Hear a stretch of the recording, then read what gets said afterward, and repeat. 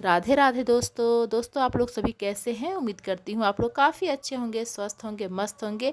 दोस्तों आप सभी जानते हैं कि 16 अगस्त 2025 को बड़ी धूमधाम से कृष्ण जन्माष्टमी का त्यौहार मनाया जा रहा है। चलिए हम उसी शुभ अवसर पर कृष्ण जी की कुछ बाल लीलाओं की कथा जान लेते हैं। दोस्तों जब भी कृष्ण की बाल लीलाओं की बात आती है तो पुतना राक्षसी का वर्णन जरूर आता है। पुतना कंस की दासी थी। पुतना एक शक्तिशाली राक्षसी थी, लेकिन पिछले जन्म में वह एक राजकुमारी थी। आइए जानते हैं पुतना की कहानी। दोस्तों पुतना पूर्व जन्म में राजा बलि की पुत्री थी, जो एक राजकुमारी थी। पूर्व जन्म में पुतना का नाम रत्नमाला था।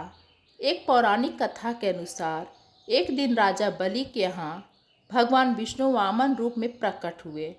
भगवान वामन की सुंदर एवं मनमोहक छवि देखकर रत्नमाला के हृदय में स्नेह की भावना जागृत हुई।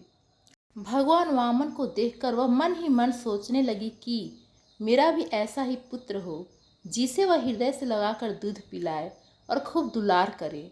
भगवान वामन ने उसके मन की इच्छा जान ली और तथास्तु कह दिया।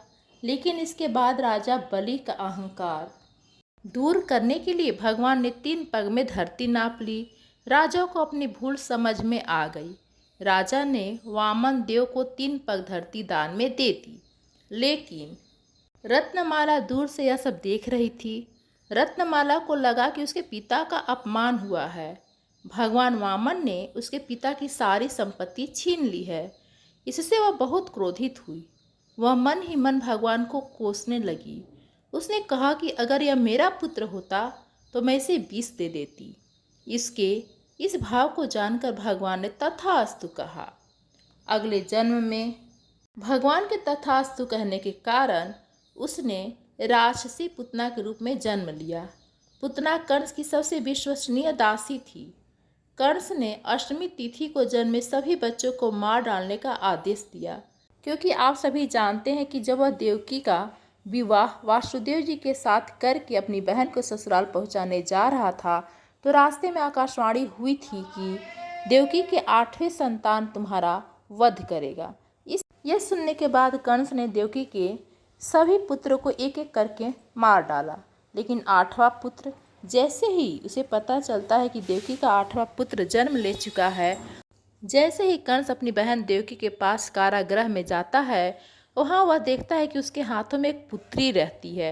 वह पुत्री को जैसे ही पत्थर में पटक कर मारने वाला होता है, वह कन्या उसके हाथ से छूट जाती है और उड़ते हुए बोलती है, अरे मूर्ख, तुझे मारने वाला गोकुल में जन्म ले चुका है।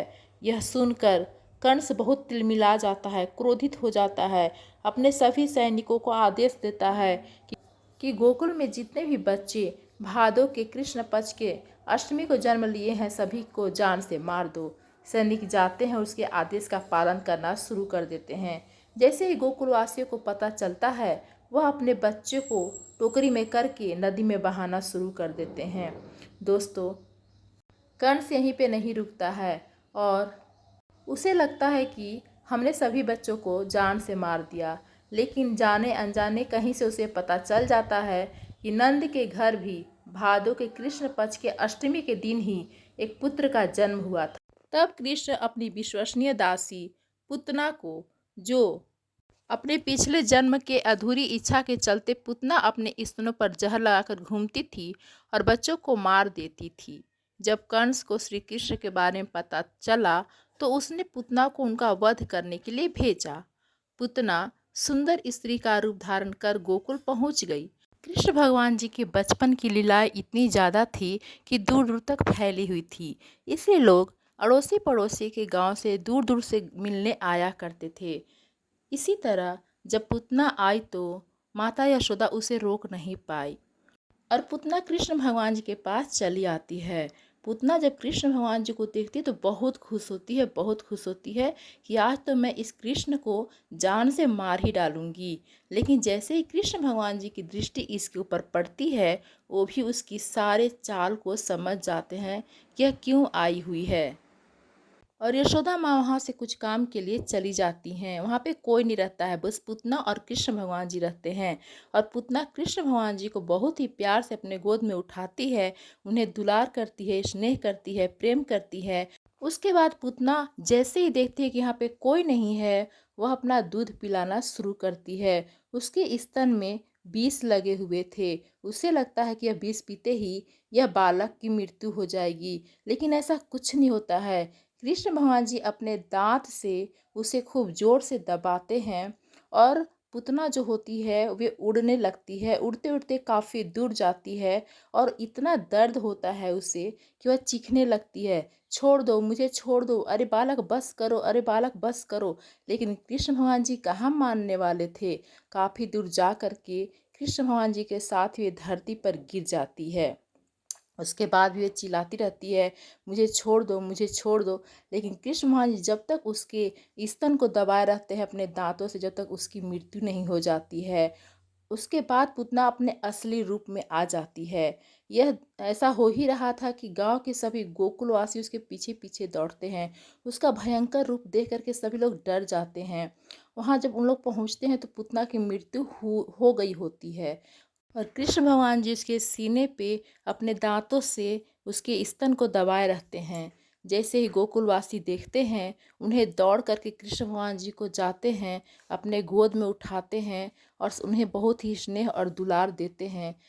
इसके बाद पूतना के शरीर को गोकुल से बाहर ले जाकर जला दिया जाता है।